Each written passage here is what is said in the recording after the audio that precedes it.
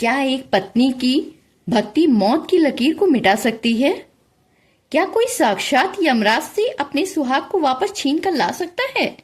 जी हाँ, आज हम बात कर रहे हैं उस महान पावन व्रत की जिसे सुनने मात्र से पति पर आए हुए सारे संकट टल जाते हैं। आज आप जानेंगे माता सावित्री और सत्यवान की वो अद्भुत कथा जिसने मृत्यु के देवता को भी झुकने पर मजबूर कर दिया। राधे राधे भक्तों, आप सभी का स्वागत है हमारे चैनल पर। साल 2026 में वट सावित्री का पावन पर्व 16 मई को मनाया जाएगा। यह व्रत सिर्फ एक परंपरा नहीं है, बल्कि प्रेम, त्याग और बुद्धिमानी की वो मिसाल है जो हर सुहागिन को शक्ति देती है। आज के इस वीडियो में हम सुनेंगे पूरी कथा विस्तार से, तो बिना स्किप किए अंत तक बने रहिए, क्योंकि ये कथा अधूरी सुनना शुभ नहीं माना जाता। आइए अब विस्तार से सुनते हैं वट सावित्री व्रत कथा। राधे राधे भक्तों, आप सभी का स्वागत है हमारे चैनल पर। आइए अब विस्तार से वट सावित्री व्रत की कथा का श्रवण करते हैं। मध्य देश में राजा अश्वपति नाम के एक अत्यंत धर्मात्मा और न्यायप्रिय राजा राज्य करते थे। वो संपूर्ण संपन्न थे, परंतु उनकी कोई संतान नहीं थी। संतान प्राप्ति की इच्छा से राजा ने 18 वर्षों तक कठोर तपस्या की और प्रतिदिन 1 लाख आहुतियां दी। उनकी इस कठिन तपस्या से प्रसन्न होकर माता सावित्री गायत्री देवी जी प्रकट हुईं और उन्हें एक तेजस्वी कन्या का वरदान दिया। समय आने पर राजा के घर एक अत्यंत सुंदर और दिव्य कन्या ने जन्म लिया। चूंकि वह कन्या देवी सावित्री के आशीर्वाद से प्राप्त हुई थी, इसलिए राजा ने उसका नाम सावित्री रखा। सावित्री जैसे जैसे बड़ी हुई, उसका रूप और गुण तीनों लोकों में प्रसिद्ध होने लगा।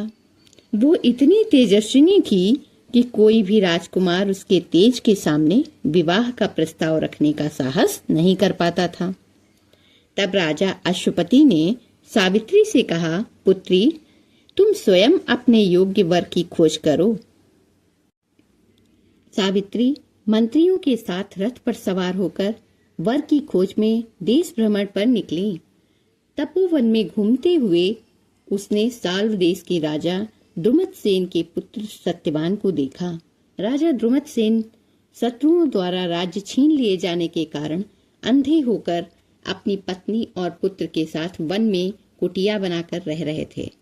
उनके पुत्र सत्यवान अत्यंत गुणी, माता पिता के भक्त और धर्मात्मा थे।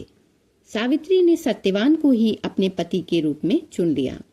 जब सावित्री लौटकर महल आई तो वहां देवर्षि नारद उपस्थित थे।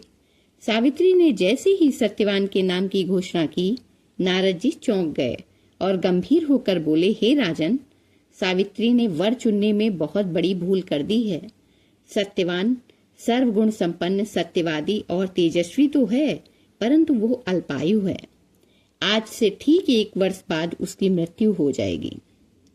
राजा अश्वपति ये सुनकर बहुत घबरा गए और उन्होंने सावित्री को किसी अन्य वर को चुनने की सलाह दी, परंतु सावित्री अपने निर्णय पर अडिग रहीं। उसने कहा, पिताजी, भारतीय नारी अपने जीवन में केवल एक बार ही पति का वरण करती है। अब चाहे जो हो, मेरे पति केवल सत्यवान ही होंगे। अंततः राजा अश्वपति ने सावित्री का विवाह सत्यवान से करा दिया। वन का जीवन और व्रत का संकल्प लेने के बाद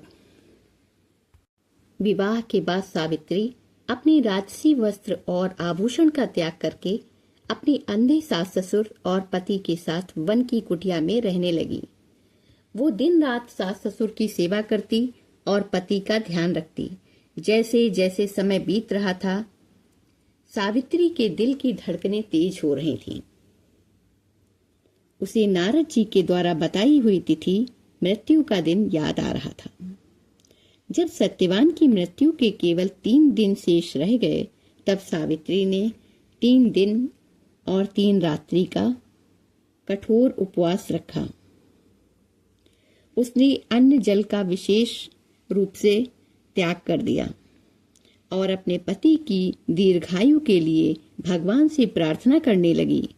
सास ससुर ने उसे रोकने का बहुत प्रयत्न किया, लेकिन सावित्री ने अपनी प्रतिज्ञा नहीं तोड़ी। नारद जी द्वारा बताई गई तिथि आ पहुंची। सत्यवान हमेशा की तरह लकड़ी काटने और फल फूल लेने के लिए जंगल जाने लगा।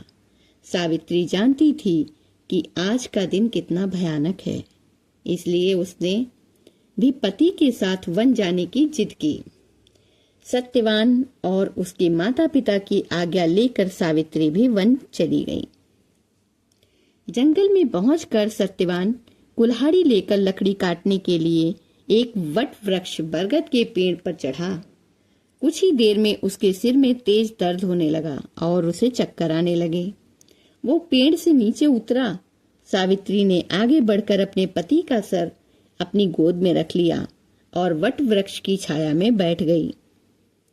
तभी वहां दक्षिण दिशा से भयानक सांवले रंग के लाल आंखों वाले और हाथ में पाश फांसी का फंदा लिए एक दिव्य पुरुष आते हुए दिखाई दिया। वे साक्षात मृत्यु के देवता यमराज जी थे।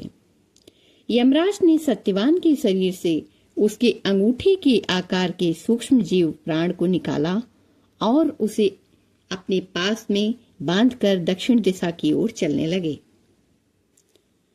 सत्यवान के प्राण विहीन शरीर को वट वृक्ष के नीचे छोड़कर सावित्री भी यमराज के पीछे पीछे चल पड़ी। यमराज ने पीछे मुड़कर देखा और कहा, हे सावित्री, तुम वापस लौट जाओ। जीवित मनुष्य का यमलोक आना वर्जित है। तुमने अपने पति का साथ पृथ्वी तक बखूबी निभाया है, अब इसका मोह छोड़ दो। सावित्री ने अत्यंत विनम्रता पूर्वक कहा, हे धर्मराज, जहां मेरे पति जाते हैं वहां जाना मेरा कर्तव्य है। मेरी पतिव्रत्य शक्ति और तपोबल मुझे आगे बढ़ने से नहीं रोक सकते। सावित्री की बुद्धिमत्ता और धर्मनिष्ठा देखकर यमराज अत्यंत प्रसन्न हुए। उन्होंने कहा, हे सावित्री, मैं तुम्हारे पतिव्रत्य धर्म से प्रसन्न हूँ। तुम अपने पति के प्राणों के अलावा मुझसे कोई भी 3 वरदान मांग लो। फिर सावित्री ने पहला वरदान मांगा। सावित्री ने कहा, हे प्रभु, वन में भटक रहे मेरे अंधे सास ससुर को आंखों की रोशनी, दिव्य दृष्टि मिल जाए। यमराज ने कहा, तथास्तु, ऐसा ही होगा। दूसरा वरदान यमराज ने फिर कहा कि आगे मत आओ, लौट जाओ।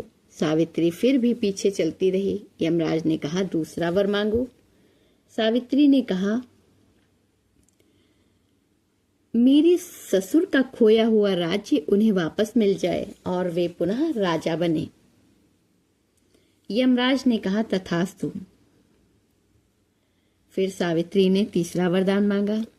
यमराज ने कहा, अब तुम लौट जाओ, परंतु सावित्री नहीं रुकी। यमराज ने कहा, अच्छा, एक आखिरी वरदान और मांग लो। अब सत्यवान के प्राण मत मांगना। सावित्री ने अपनी बुद्धिमत्ता का परिचय देते हुए कहा, हे धर्मराज, यदि आप मुझ पर प्रसन्न हैं तो मुझे 100 यशस्वी और कीर्तिवान पुत्रों की माता बनने का वरदान दीजिए। यमराज ने बिना सोचे समझे शीघ्रता में कह दिया, तथास्तु, तुम 100 पुत्रों की माता बनोगी। सावित्री को वरदान देकर जैसे ही यमराज जी आगे बढ़े, सावित्री ने मुस्कुराते हुए कहा, हे प्रभु, आप साक्षात धर्मराज हैं और आपका वचन कभी मिथ्या नहीं हो सकता। आपने मुझे 100 पुत्रों की माता बनने का आशीर्वाद दिया है, परंतु एक पतिव्रता नारी अपने पति के बिना किसी अन्य पुरुष से संतानोत्पत्ति नहीं कर सकती। इसलिए अपने ही वचन को सत्य करने के लिए आपको मेरे पति सत्यवान के प्राण लौटाने ही होंगे। यमराज सावित्री की इस अद्भुत तर्क शक्ति, बुद्धिमत्ता और अडिग पतिव्रत धर्म को देखकर अवाक रह गए। वे समझ गए कि वे इस धर्म युद्ध में हार चुके हैं। यमराज प्रसन्न होकर मुस्कुराए और उन्होंने सत्यवान के प्राणों को पास से मुक्त कर दिया। उन्होंने सावित्री को आशीर्वाद दिया, पुत्री, तुम्हारी जीत हुई।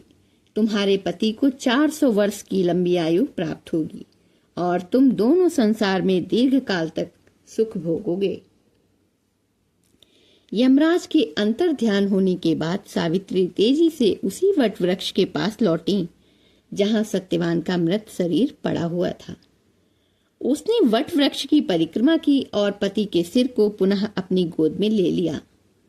कुछ ही क्षणों में सत्यवान के शरीर में चेतना लौट आई। वो ऐसे उठा जैसे गहरी नींद में सोया हुआ था।